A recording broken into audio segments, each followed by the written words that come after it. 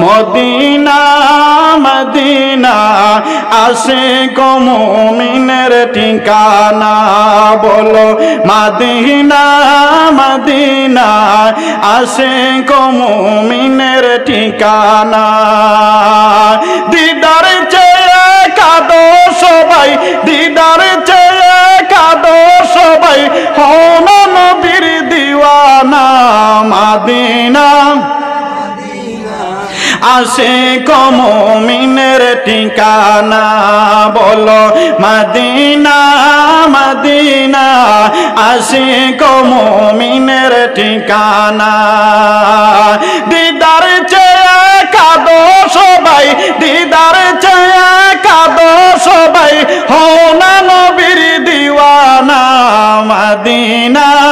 Medina Ashiq মুমিনের ঠিকানা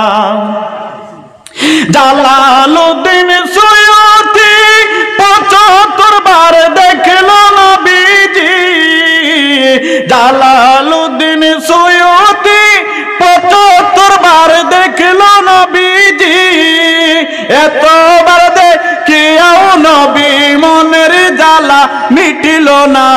Medina Medina Ashiq মুমিনের ঠিকানা বলো মদিনা আশিক মুমিনের ঠিকানা দিদার চেয়ে কাঁদো সবাই হন নবীর দিওয়ানা মদিনা আশিক মুমিনের ঠিকানা বলো মদিনা মদিনা ও বন্ধুগণ আমার দেখেন নবীজির পাগলেরা আল্লাহর পাগলেরা কত বড় পাগল আলী বললেন সাহাবীরা রে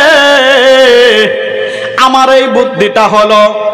আমি নামাজের মধ্যে দাঁড়িয়ে যাই আমি নামাজের মধ্যে দাঁড়িয়ে যাব আর যত সময় পর্যন্ত আমি নামাজের মধ্যে থাকবো ওই সময়ের মধ্যে তোমরা এই তীরটা বের করে নিও বলো সুবহানাল্লাহ ঠিক সাহাবীরা বললেন ও সাহাবে ও আলী তুমি নামাজের মধ্যে দাঁড়িয়ে যাও হযরতে আলী নামাজের মধ্যে দাঁড়িয়ে গেলেন সঙ্গে সঙ্গে সাহাবীরা আলীর পায়ে থেকে তীরটা বের করে নিলেন বলেন সুবহানাল্লাহ তাইলে বোঝা গেল কি যে আল্লাহর পাগলেরা নবীজির প্রেমিকেরা যেই সময় নামাজের মধ্যে লাগেন এই সময় দুনিয়ার কোন লোভ লালসা দুনিয়ার খেয়ালই থাকে না ঠিক কি বলেন দুনিয়ার খেয়াল তো থাকে না নিজের খেয়াল পর্যন্ত থাকে না ও বন্ধুগণ আমার আইয়ুব নবীকে প্রশ্ন করলেন ও নবী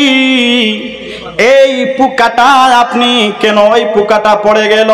এই পোকাটা আপনি কেন আবার তুলে দিলেন কেন তুলে দিলেন আইয়ুব নবী ডাক দিয়া বলেন ও